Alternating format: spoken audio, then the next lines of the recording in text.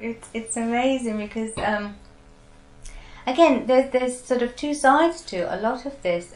When we landed, it was a freezing cold morning in November, and that was a shock. And we all had to pick up because we had all these clothes, coats and gloves and things being given to us. I had to pick up a coat, and I still remember my very first coat that I had. I remember, like my parents, my mum, I do remember saying that she didn't pick up a coat because we just didn't do this kind of thing. We just didn't take second-hand stuff and so on. But I think she soon realised afterwards she needed one. It was so cold. When we arrived at Heathrow, we had to pick up our warm clothes, and then we were put on coaches and we were taken. And I don't think we knew where we would go. So I suppose here they must have allocated families to various places, so I don't think we knew where we were going to go. But we ended up in West Malling in Kent, which was a lovely place. And my aunt wasn't far away. She lives in Gravesend, Kent, and she already lived here with her family. They arrived in I think the late 50s or very early 60s. Okay, so this camp was very, very simple. It was literally blocks of building blocks in a sort of rectangle shape, and in the middle was a massive green. So you had at one end was your dining building, and it was, I would imagine, about 4 houses put together, that sort of size. And each block had at least 2 stories, so the ground floor and first floor, because I remember going upstairs as well. So these large buildings, each block had families living in there, so families were partitioned off, so more than one family on a floor.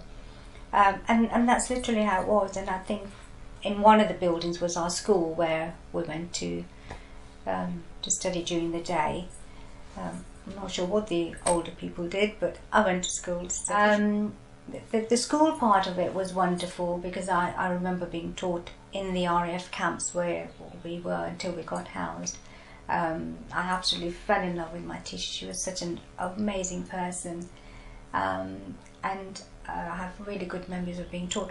Also remember going to school and being treated as though I was posh because we spoke so well. Because obviously schools in Uganda, we were taught proper grammatical English and so on. So it was so well spoken, although I didn't have an accent, had an accent, but not your North London type accent. So it did sometimes, feel as though I might be the teacher's pet, although, I was the foreigner. So really lovely memories of school and people and how we were treated when we came into the camps. And the other thing is, when we were in camp, I think because of my age, we had lots of fun with our little group, and it was an adventure in a way. It was something new, and we always used to meet up at the big dining hall for our dinners, and I remember shortbread biscuits with the cherry on top, and lovely things like that. When we moved over, in the settlement camps, we were all together, so we were all the same Asian people. We had a lovely community. But I found that obviously once we were housed, we ended up in North London, and we didn't know any other Asian in North London. So had we ended up in any other town, like say West London in Hounslow or Southall or Wembley or somewhere like that, where there was, I don't know if there were already Asians there or a lot more went there, we certainly didn't have that sense of community in North London.